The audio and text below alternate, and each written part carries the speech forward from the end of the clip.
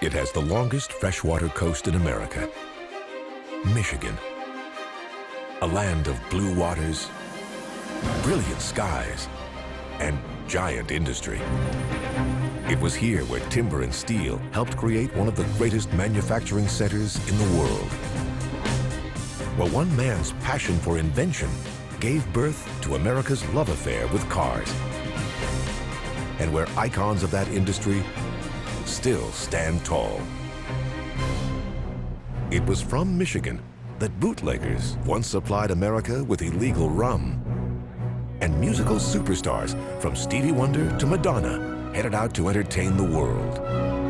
Ariel, Michigan tells the story of the workers who brought America's largest industrial corporation to its knees and helped win battles of World War II, where a hometown team reigns supreme in one of the biggest rivalries in American sports. Thanks to its unique shape, locals often call their state the Mitten.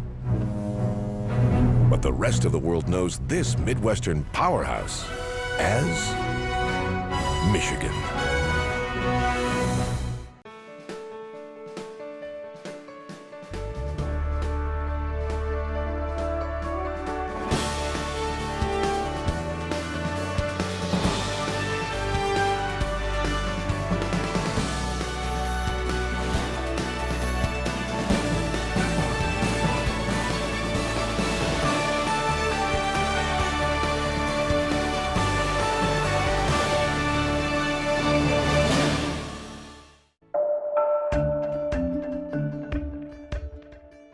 This isn't your average American highway.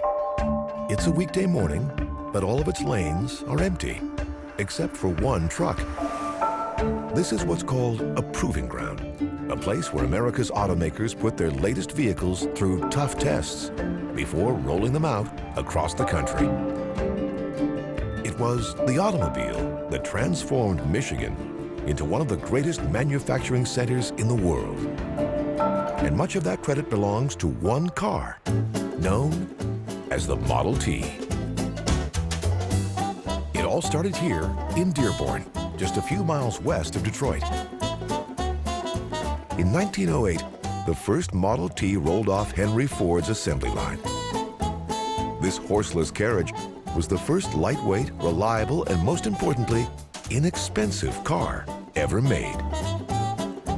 To help convince ordinary families to buy his $850 cars, Ford famously offered to double many of his own workers' wages so they too could afford the cars they built. The Model T was an unimaginable success. Over the next 19 years, 15 million Americans across the country bought Model Ts, and America's love affair with the automobile was born.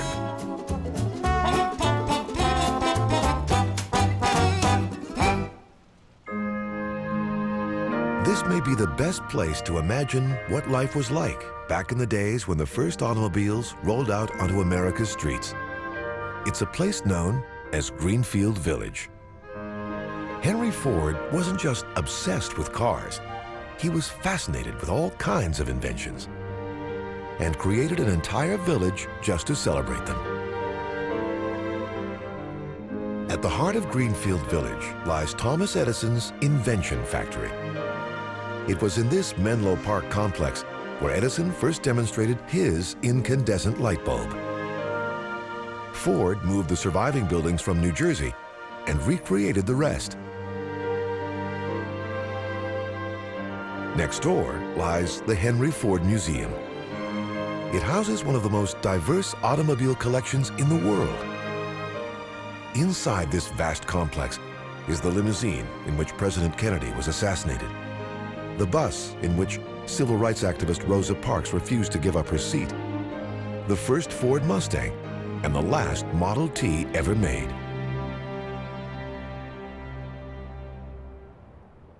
By 1914, 1,000 Model Ts rolled off Ford's assembly lines every day, which made him a very wealthy man. He bought 1,300 acres of land and commissioned a new home, Fairlane Estate. He warned his architects that he only wanted to spend $250,000 on this 56-room house. But after hundreds of masons, carpenters, and other artisans worked around the clock for 2 straight years, the final bill came in at nearly $2 million. What made the estate unique was that it had its own hydroelectric power station. Ford had designed it with help from his good friend, Thomas Edison. Built on this stretch of the Rouge River that ran through his property, Ford installed 2 generators that powered the entire estate, as well as the homes of 2,000 residents of West Dearborn. A 300-foot-long underground tunnel carried steam, electricity, and water from the plant to his residence. Oddly enough, the man most responsible for a world of cars lived in a home that was practically carbon neutral. Meanwhile, gas-powered vehicles of all shapes and sizes were rolling off the assembly lines of Ford, General Motors, Oldsmobile, and other early automakers. This new industry transformed Michigan, and there's no better place to see that transformation than downtown Detroit. In 1927, the 7 Fisher brothers, who owned the company that first mass-produced the automobile body, commissioned this skyscraper for their new headquarters. They gave Michigan's great architect Albert Kahn a blank check to design a tower that would grace the city like none had before. When it was completed in 1928, many called it the most beautiful building in the world, a cathedral to commerce. At first, real gold covered its tower, but that was removed during World War II for fear that the Fisher Building would become the target of enemy bombers.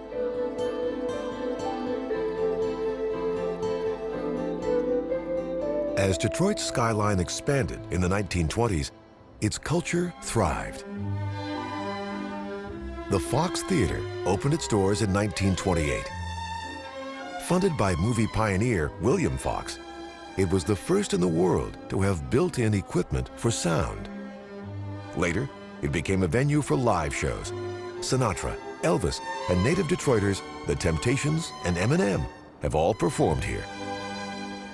By the 1970s, the Fox had fallen into disrepair, but a $12.5 million renovation has recently restored this Art Deco landmark.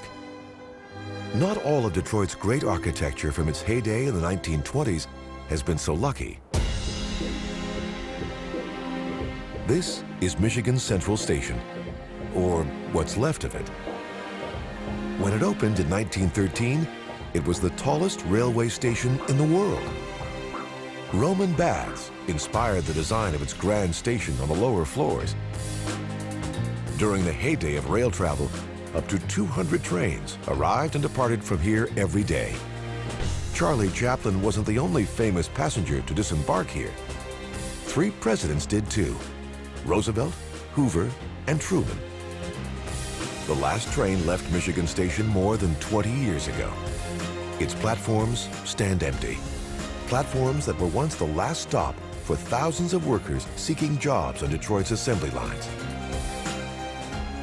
And they came from all over the world. As the demand for cars rose across the country, automakers needed labor to build them. Tens of thousands flocked to Michigan looking for work, many from as far away as the Middle East. Today, Dearborn is home to the largest mosque in the United States. That's because 1/3 of all Dearborn residents claim Arab American heritage. Dearborn's population of immigrants from Lebanon and Syria and other countries in the Middle East grew rapidly in the early 20th century. Most were Christian, but later, increasing numbers of Muslim Arabs arrived. And in 1963, the community built this mosque, the Islamic Center of America. Along with labor, the big automakers also needed something else to keep their assembly lines moving: raw materials. And the most important of these was steel. To ensure his factories had a steady supply, Ford built this plant. First fired up nearly a century ago, this facility once supplied the steel for Model Ts. Now it's being upgraded to turn out lightweight, rust-resistant body panels for new models of cars. It's owned by Severstal, one of Russia's largest steel companies. Steel in Michigan remains a burning hot business. This fiery liquid, called slag, is a byproduct of turning iron ore into steel and will be used to build roads. The automotive industry has driven Michigan's economy for more than a century. But out beyond its assembly lines and towers of industry, Michigan is a very different land. A land defined since its earliest beginnings by water.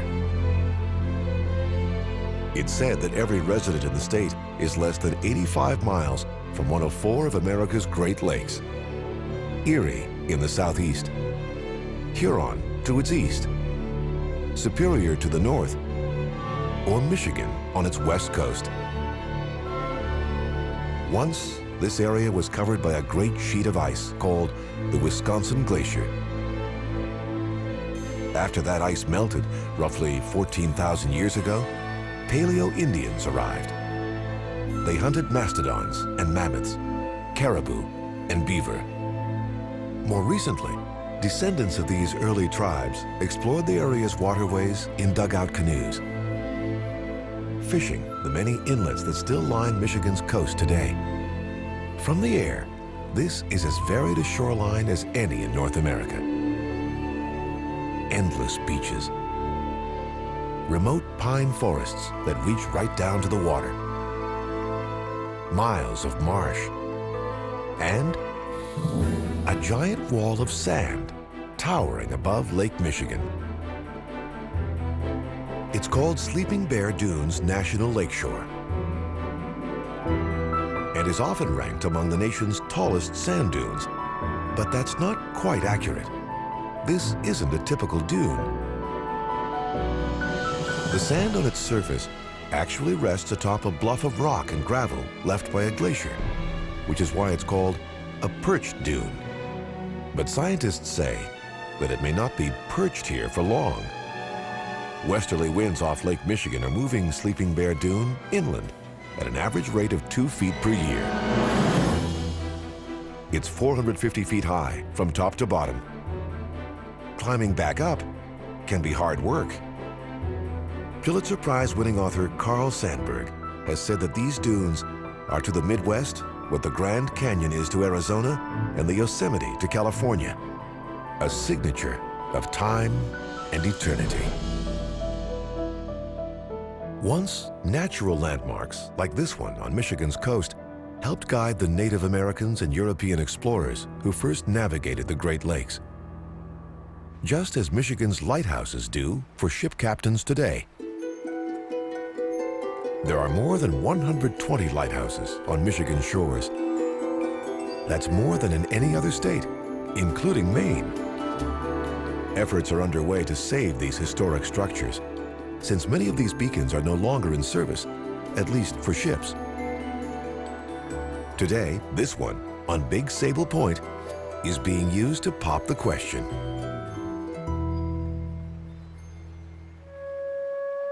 One reason there are so many lighthouses in Michigan is because this state has a very long coast. More than 3,200 miles, making it the longest freshwater coast of any state. Not the easiest shoreline to map in a canoe. But that's what a French Jesuit priest tried to do in the 1670s. Hoping to find a passage to China and convert a few Native Americans along the way, Father Jacques Marquette set off with a party and 2 canoes to explore and map the shores of the Great Lakes. He never found his passage, but by the time the expedition was done, 5 months later, he had documented more than 2,000 miles of shoreline.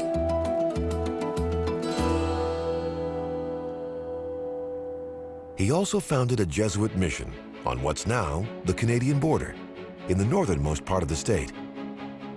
That settlement became the city of Sault Ste. Marie, which is among the oldest cities in the United States and home to the Sioux Locks. All freighters sailing from New York, Chicago, or Detroit to Lake Superior have to travel through these locks. The reason the locks are necessary is because the water level in Lake Superior is 21 feet higher than that in Lake Huron. In the old days, cargo had to be carried around nearby rapids.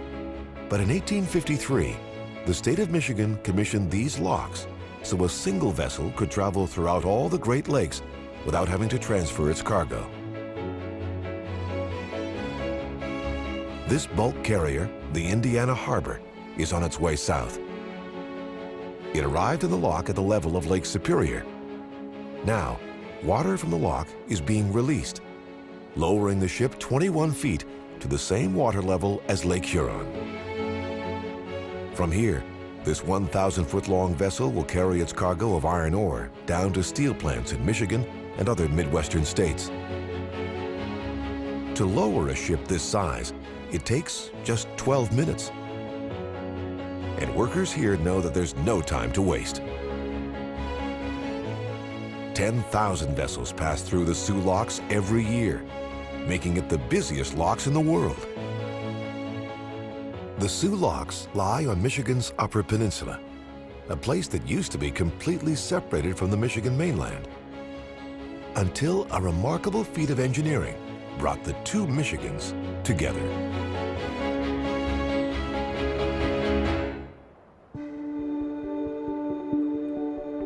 It's not a typical morning in northern Michigan. High above the Straits of Mackinac, tens of thousands of people are on the move. But they're not taking part in a mass protest or making a morning commute. This is the annual Labor Day crossing of Michigan's Mighty Mac Bridge. Every year, thousands come from across the state to celebrate the role of this bridge in linking Michigan's upper and lower peninsulas. Once, this divided state was part of a single landmass until it was severed by retreating glacial ice. As surrounding waters flowed in, they formed the Straits of Mackinac that now divide Michigan into two very different pieces. The only way to cross the straits was by air or water, but in 1957, the Mackinac Bridge was completed. Its span measures in at 26,372 feet, making it the longest suspension bridge in the Western Hemisphere. Its two main cables are suspended from towers that soar over 500 feet into the air. G. Mennen Williams, the Michigan governor who oversaw the project, announced that the bridge ranks with the pyramids, the great hydroelectric dams, the skyscrapers of Manhattan, and the Panama and Suez Canals. But not everyone up here is so happy about the Mighty Mac. On the northern end of this constructed marvel is Michigan's beloved natural one, the Upper Peninsula, also known as the UP. The UP makes up almost a third of the state, but is home to only 3% of Michigan's population. UP residents, who can often be identified by distinctive accents, refer to themselves as Yoopers. Some of them wish the bridge had never been built, and have even called those who live below it trolls. Some Yoopers have even launched movements for the UP to secede and to establish its own 51st American state, to be called Superior, after their own Great Lake. It might sound far-fetched, but actually, the idea of an independent Upper Peninsula may not be such a crazy one. The fact is, most of the UP was not originally intended to be part of Michigan. In the 1830s, the population of the Michigan Territory reached 60,000, which meant it could now apply for U.S. statehood. But at the time, Michigan and Ohio were in a nasty battle over a piece of land sandwiched between them, which would have given each state potentially lucrative shipping routes to the Mississippi River. This piece of land is now known as the Toledo Strip. The federal government finally awarded the 468-square-mile Toledo Strip to Ohio, and in compensation, gave 9,000 square miles in the Upper Peninsula to Michigan. At the time, many here thought that the UP was destined to remain forever a wilderness. Little did anyone know, their new land held buried treasure. Just 5 years after Michigan received statehood, vast deposits of copper and other precious ore were discovered in the UP. Soon, this forested region bustled with miners who produced more than 5 million tons of copper by the mid-20th century. Those days are now gone. The last copper mines closed here in 1995, and the forests of the UP are quiet again. The mighty Mack Bridge finally connected Michigan's two peninsulas, but just a few miles to the east lies an island that can still seem lost in time. Surrounded by waters rich in fish and positioned at the mouth of the straits, Mackinac Island was first inhabited by Native Americans, then French fur traders, and later the British, who established this fort here in 1780.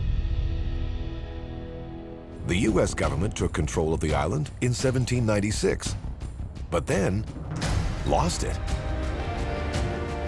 On the night of July 17, 1812, the 30 American troops stationed here were asleep when 300 British soldiers and Native American allies who had sailed from Canada landed on the backside of the island. Quietly in the dark, they pulled a cannon up the hill and aimed it at Fort Mackinac. When the Americans awoke to discover that they were staring down the barrel of a cannon and were outnumbered 10 to 1, they surrendered without a fight.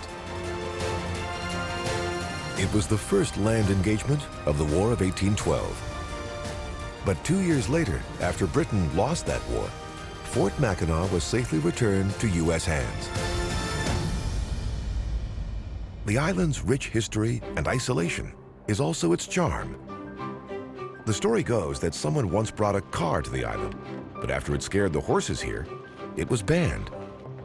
Horse carriages and bicycles are now the only vehicles allowed on Mackinac streets. Perched high above the straits is the Grand Hotel. It's been full nearly every summer since it opened in 1887. Mark Twain used to offer lectures to the hotel's guests for $1 each. The grand 660-foot-long porch is the longest in the world. Once it was the gathering place for just about everyone on this tiny island. And it was on this porch where actors Christopher Reeve and Jane Seymour filmed the romantic cult classic, Somewhere in Time. But this island also played a small role in a much more epic tale, the creation of Michigan's great city, Detroit. In 1701, a French commander named Antoine de La Motte Cadillac, who was in charge of Mackinac Island, headed south and arrived on the banks of this river, which links Lake Erie with Lake Huron. Cadillac had been given permission from the French government to build a fort here. He wanted to keep this vital waterway out of British hands and reap personal profits by controlling trade, especially trade in rum to Native Americans. He claimed his new fort would be the paradise of North America. It was named Detroit after the French word le détroit, or the strait. Cadillac would have a hard time recognizing the place today, and he might be surprised that most Americans know his name. In 1902, Henry Leland founded Cadillac Automobiles, which General Motors turned into one of America's best-known luxury cars. Detroit's location on a major shipping route and its close proximity to raw materials like ore and timber helped it grow into an important industrial and financial center, one that rivaled San Francisco, Chicago, and New York City. But during the 1920s, Detroit had something very important that these cities didn't. In 1919, the U.S. government banned the sale and consumption of alcohol across the country. A few years later, Prohibition was in full swing, and Detroit was just a stone's throw from Canada, across the river, where alcohol was still legal. Soon, the city crawled with liquor smugglers and the mafia. Detroit had no bridges to Canada at the time, only the MacArthur Bridge, which led to Belle Isle, in the middle of the Detroit River, right on the Canadian border. What made Belle Isle a perfect hub for the buying and selling of liquor was that it was already a popular meeting place and recreation center for Detroiters. In the late 1800s, Detroit had hired Frederick Law Olmsted, the designer of New York's Central Park, to plan a new public park on Belle Isle. Architect Albert Kahn was commissioned to design this elaborate conservatory, which was inspired by President Thomas Jefferson's Virginia estate, Monticello. In the 1950s, the conservatory was given a collection of 600 orchids, which still remains the highlight of its botanical gardens today. But in Prohibition days, this popular island offered the perfect cover for rum smugglers from Canada to meet their buyers from Detroit. But not all of Canada's booze crossed Belle Isle's MacArthur Bridge. Vast quantities of rum, vodka, and whiskey were smuggled in boats or pulled across the river on cables. When the Detroit River froze, smugglers walked across, with bottles stowed in their high boots. Thus the term bootleggers. There was so much illegal liquor flowing through Detroit, it was the second biggest industry in the city at the time, after automobiles. The Detroit River carried 75% of all liquor smuggled into the United States during Prohibition. When the nearby Ambassador Bridge opened in 1929 and cars could drive across the borders, smuggling alcohol got a whole lot easier. Secretaries were hired to hide it in their purses. Others stowed it in false trunks. One man was even caught with a shipment of eggs, each of which had been emptied and filled with Scotch whiskey. The techniques of smuggling liquor in the 1920s are similar to those used by today's drug couriers. And Detroit's proximity to Canada still makes it a hub of illegal trade. The Ambassador Bridge is now the busiest international crossing in the U.S. for goods. Surprisingly, this vital link to the United States' biggest trading partner is the only privately owned border crossing in the country. The bridge's owner is a billionaire trucking magnate.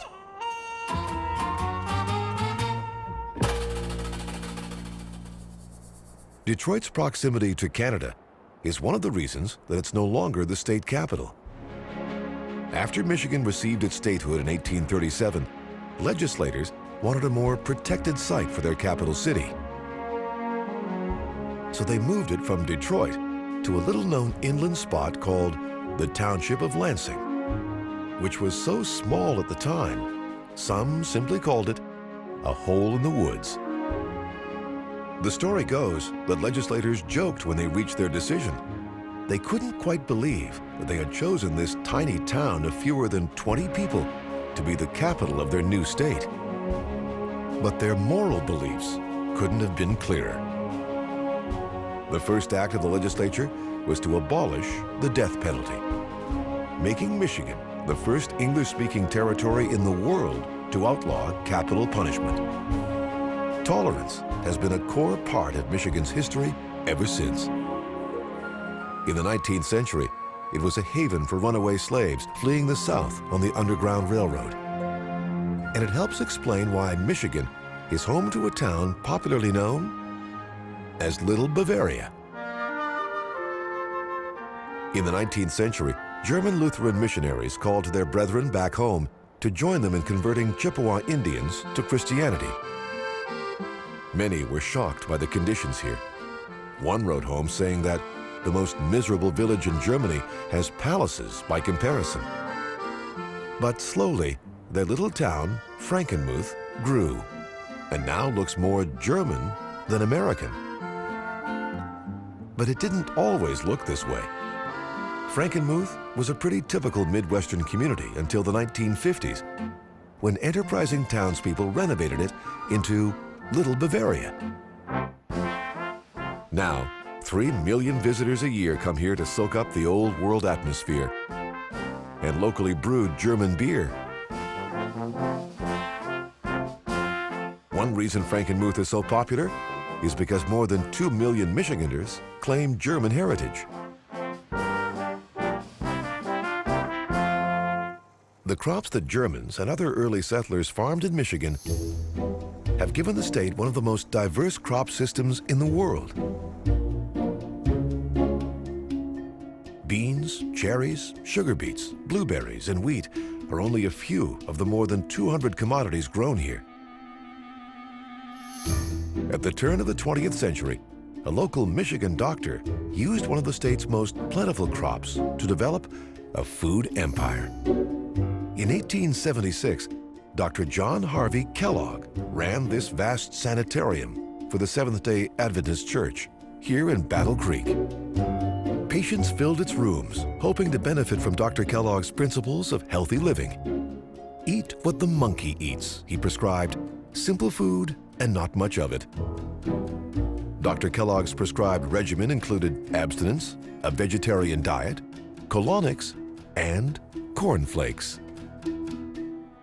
Many famous patients came for Kellogg's cure, including President William Howard Taft, Thomas Edison, and Amelia Earhart.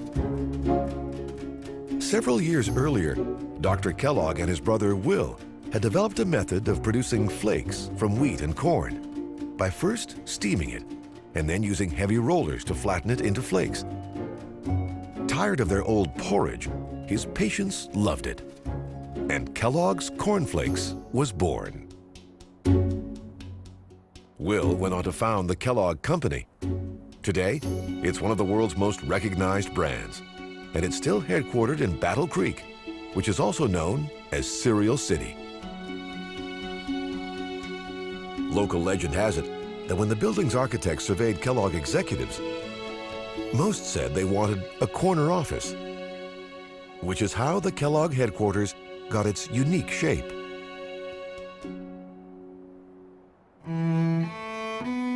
The corn for Kellogg's Corn Flakes no longer comes from Michigan. And these days, Michigan farmers are experimenting with a new kind of crop, one that Dr. Kellogg would most certainly disapprove of. This is Michigan wine country. There are now 14,600 acres of vineyards in the state. Most grow juice grapes, but some 100 vineyards now produce Michigan wine. Vintners here on the old Mission Peninsula like to point out that their vineyards lie on the 45th parallel, the same latitude as such celebrated French wine regions as Alsace, Bordeaux, and Burgundy. For now, most winemakers here only sell locally, but they're hoping that will change. Michigan wine country also lures Detroiters and other city dwellers seeking a summer escape. And when they do, there's no rush to get back home. In Michigan, summer holidays are so treasured, they've even been written into law. The name Michigan is a Native American word meaning big lake. But that doesn't just refer to the 4 Great Lakes that border the state. It also refers to Michigan's more than 11,000 inland lakes, like this one. These are the turquoise waters of the longest and deepest inland lake in the state. Torch Lake has been called one of the most beautiful in the world. It's one reason Michiganders spend their summers right here at home. They paraglide over the shore bluffs of Benzie County and ride the dunes of Silver Lake State Park. Summer holidays are so important in this state that the Michigan legislature weighed in and made it official. Schools are not allowed to start classes before Labor Day. And just before school begins, tens of thousands leave their holidays behind and gather for an annual Labor Day weekend ritual. The opening game of the University of Michigan's Wolverines football team. No university, and not even any team in the NFL, can beat Michigan's Big House, the largest football stadium in the country. For years, the Big House and Penn State's Beaver Stadium battled for that title. But in 2010, the University of Michigan spent $226 million to make their stadium even bigger and successfully beat out Penn State's by 3,329 seats. Official seating capacity is 109,901, but attendance at most games tops 110,000. Today, all seats for this game against Western Michigan are sold out, which is why tickets were being scalped for up to $4,000. What makes this stadium so unique for its size is its understated design.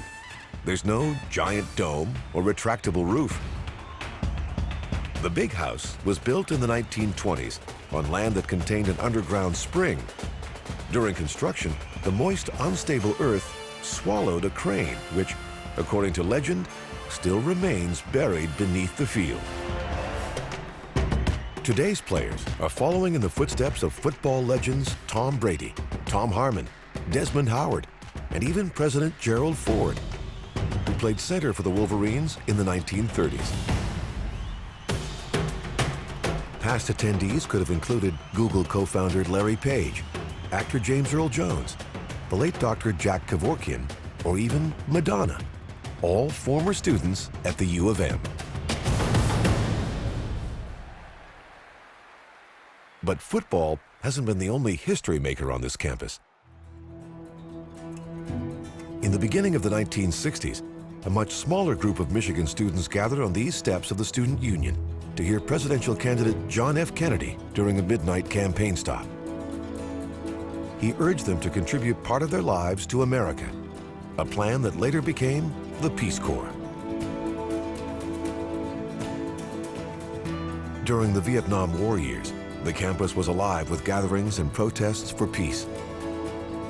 Michigan faculty led the country's first teach-in in 1965. 2 years later, hundreds of students occupied the administration building in opposition to the university's defense contracts. The students were taking a cue from Michigan's auto workers, whose own sit-down strike 31 years earlier had brought one of the world's biggest industrial corporations to its knees.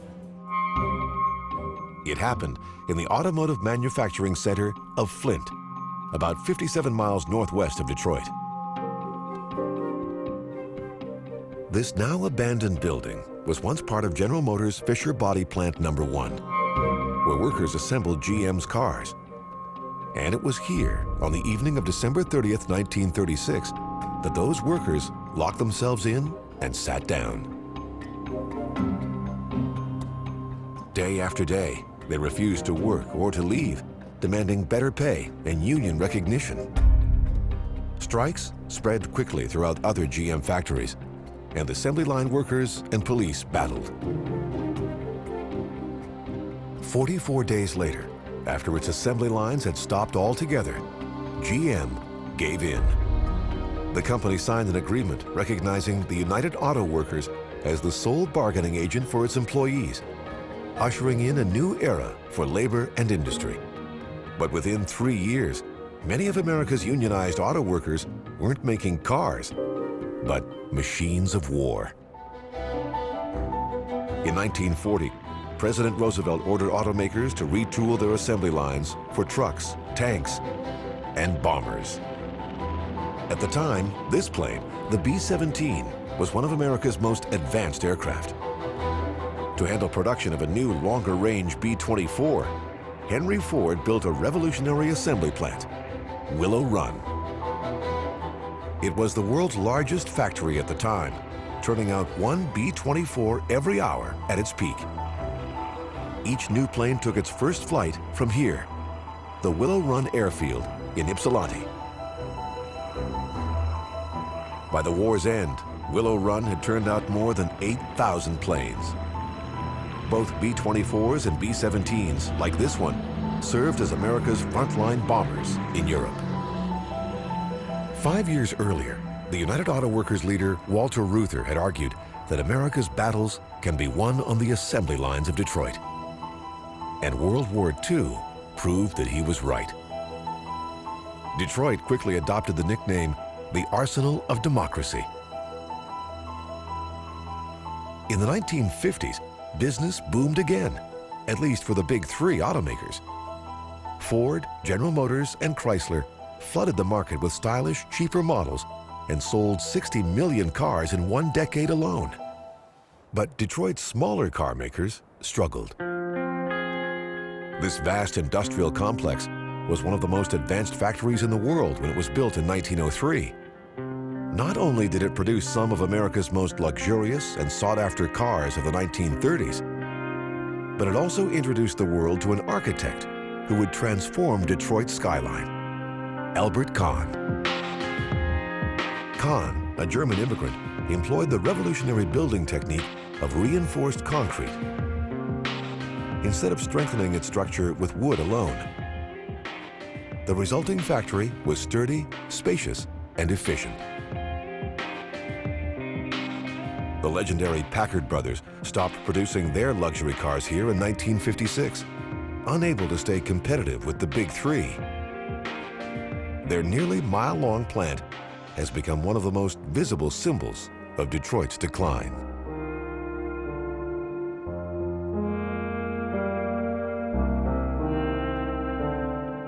But while Detroit companies like Packard were starting to falter, music began to thrive. Motor City was reborn as Motown. In 1959, a young composer and entrepreneur named Berry Gordy bought this unassuming house on Detroit's Grand Avenue. He turned it into the headquarters of his new Motown Records. Soon, history was being made in Studio A, a converted basement where round-the-clock recording sessions produced the distinctive Motown sound. A stunning array of local talent sang and socialized here. Smokey Robinson, Diana Ross and the Supremes, The Temptations, and Stevie Wonder. Gordy's studio, also called the Hit Factory, produced more than 100 top 10 singles. Today, these historic studios have been turned into the Motown Museum, and the Motown label is now headquartered in New York. Gordy sold it to MCA Records in 1988. The popular soulful tunes of Motown echoed across an ever-changing Detroit. By the end of the 1960s, unemployment was on the rise. Newcomers looking for work faced housing shortages. White police abuse in African-American neighborhoods fueled existing racial tensions. By 1967, it had all reached a fever pitch. And then, on a hot July night, the city exploded. It started here, at this intersection at Claremont Avenue and 12th Street, just blocks from the Motown studio. Dozens of people had gathered at a small bar for an after-hours party to celebrate 2 Vietnam vets. But the police raided the gathering, and violence broke out. A riot began. Businesses were looted, buildings burned, and the violence quickly spread. Even the National Guard was unable to bring order. By the time the famous Detroit riots subsided 5 days later, 43 people were dead and thousands injured.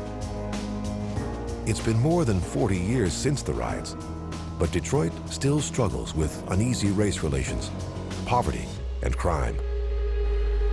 Problems that are symbolized by one famous city street, 8 Mile.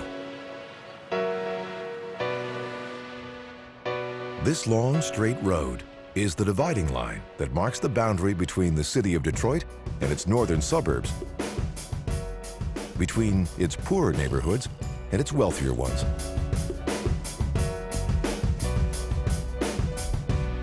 Many know 8 Mile today as the title of a 2002 film starring the Detroit hip-hop artist Eminem.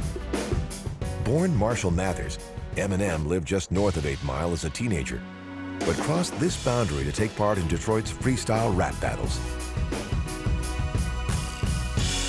Music, Eminem sings, is the only way that I know how to escape from this 8 Mile road. Eminem's success did enable him to break free from 8 Mile, but he didn't go far. He now lives in this 29-room home near Rochester Hills, just outside of town. Eminem hasn't been the only famous artist to put Michigan on the big screen. In the 1980s, a scrappy Michigan filmmaker arrived in Detroit and turned his exploration of the auto industry into a cult classic.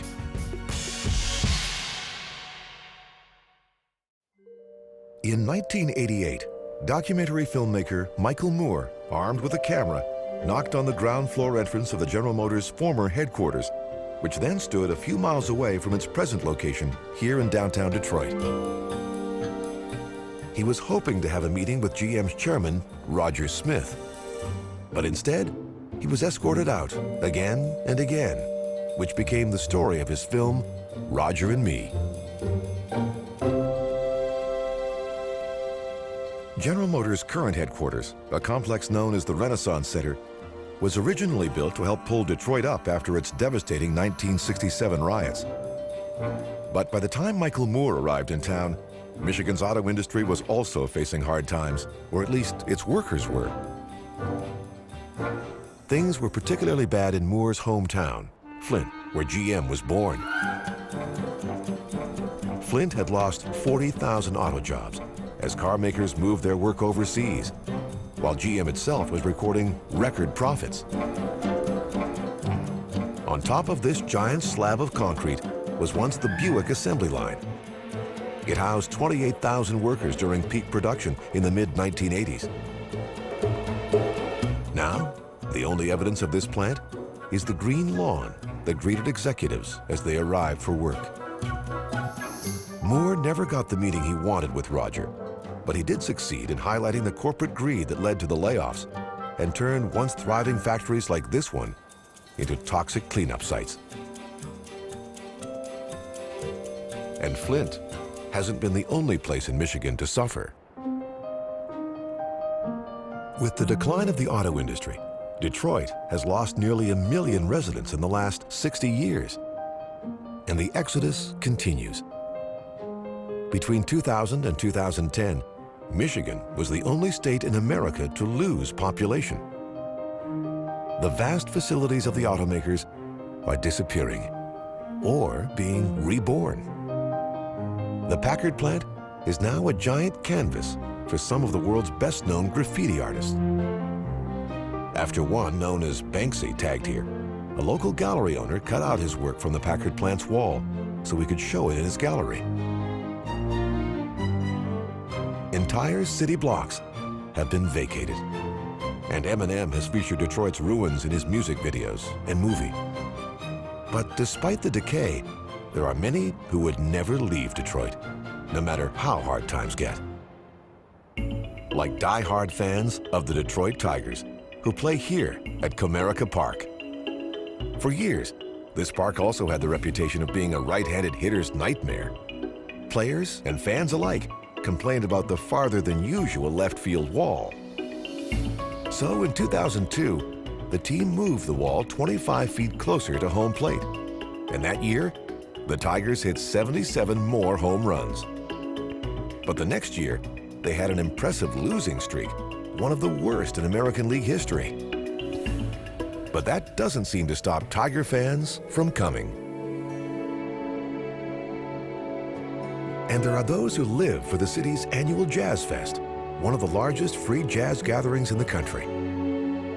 Today, Michigan's economy is still step in step with the revenues of its automobile industry. And these days, those fortunes depend increasingly on sales overseas, in Europe, China, and other emerging markets. But production at home continues. Every day, at Ford's Dearborn truck plant, up to 800 F-150s are loaded onto trains and shipped across the U.S. The F-150 remains the best-selling vehicle in America, 34 years running. Out on the proving grounds, new vehicles are put to the test every year. Their quality and performance may have a big impact on Michigan's future for years to come. But there's always been much more to the Wolverine state than the automobile.